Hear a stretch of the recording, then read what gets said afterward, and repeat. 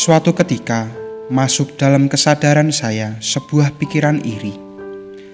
Terjadi belasan tahun lalu. Saya yang saat itu tinggal di Jakarta, merasa begitu berat dengan hidup ini. Tinggal di Jakarta, tidak ada keluarga dekat. Rumah harus mengontrak. Dan kalau ada apa-apa, semua serba sendiri. Lalu saya membandingkan diri dengan teman, adik kelas setahun di bawah saya. Di Jakarta ada kakak yang bisa ditumpangi, bahkan rumahnya bisa digunakan olehnya. Kalau ada apa-apa, bisa minta tolong kakaknya, dan dia tentu saja bisa simpan uangnya. Sementara saya harus bayar ini dan itu. Uang saya habis untuk keperluan pokok hidup saya. Saya cemburu berat dengan Tuhan. Rupanya rasa iri seperti yang terjadi padaku belasan tahun lalu, ini menjadi sebuah cambuk buat aku untuk terus-menerus menyadari betapa Tuhan sebenarnya sesungguhnya sedang bermurah hati pada saya.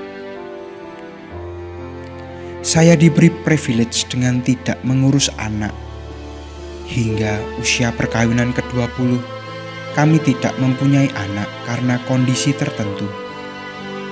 Tentu saja saya sekarang bisa mengatakan ini privilege, meski proses ke arah itu tidak mudah.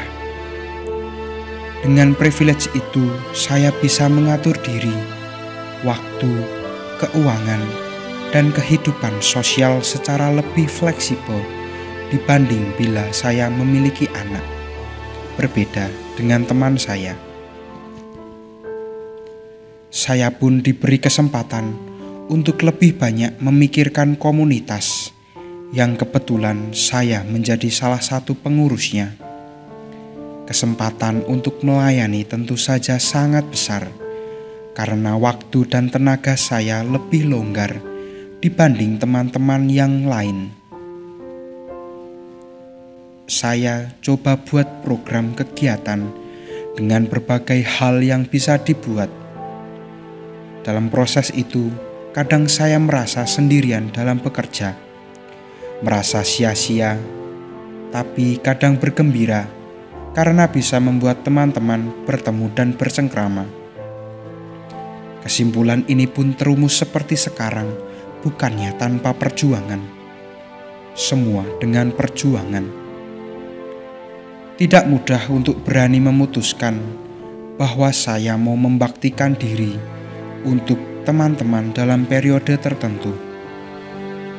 Untuk bisa mengatakan bahwa saya sedang belajar melayani ratusan anggota komunitas, itu butuh proses lama. Akhirnya, kesadaran bahwa Tuhan sedang mendidik saya untuk bisa melayani dengan baik bisa juga muncul saat ini.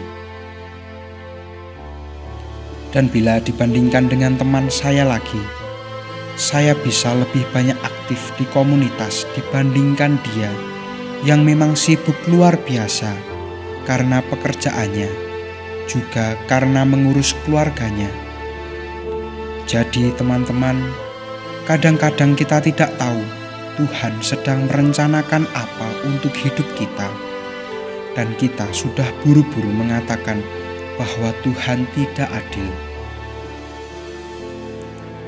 Sama seperti kisah orang yang bekerja di kebun anggur dalam bacaan Injil hari ini. Dari Injil Matius bab 20 ayat 1-16. Orang yang bekerja dari pagi jam 9 protes. Kenapa diberi 1 dinar saja? Sama dengan mereka yang bekerja hanya 1 jam sehari. Kisah dalam bacaan ini tidak hendak menyatakan bahwa Tuhan itu tidak peduli dengan kita atau Tuhan tidak adil. Tuhan tentu saja adil. Kisah ini bagi saya hendak bilang bahwa Tuhan punya caranya sendiri dalam menjaga, merawat, dan mendidik kita. Tuhan lebih tahu apa yang kita butuhkan sehingga rancangan Dia bisa jadi berbeda dengan rancangan kita.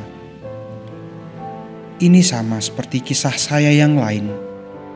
Suatu saat, ketika saya keluar dari Serikat Yesus tahun 2001, saya mencoba melamar ke Kompas dan Jakarta Post. Saya ikut tes tapi gagal.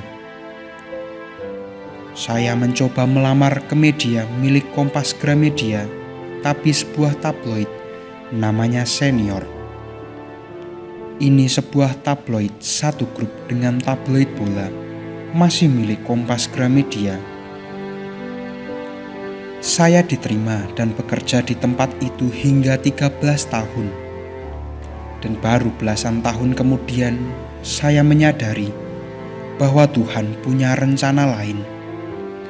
Dengan tidak diterimanya saya di Kompas maupun Jakarta Post, di tabloid saya diberi kesempatan untuk belajar banyak tentang penyembuhan tradisional, karena itu adalah media kesehatan. Dan bidang penyembuhan ini saya sadari merupakan bakat dan jalur hidup saya.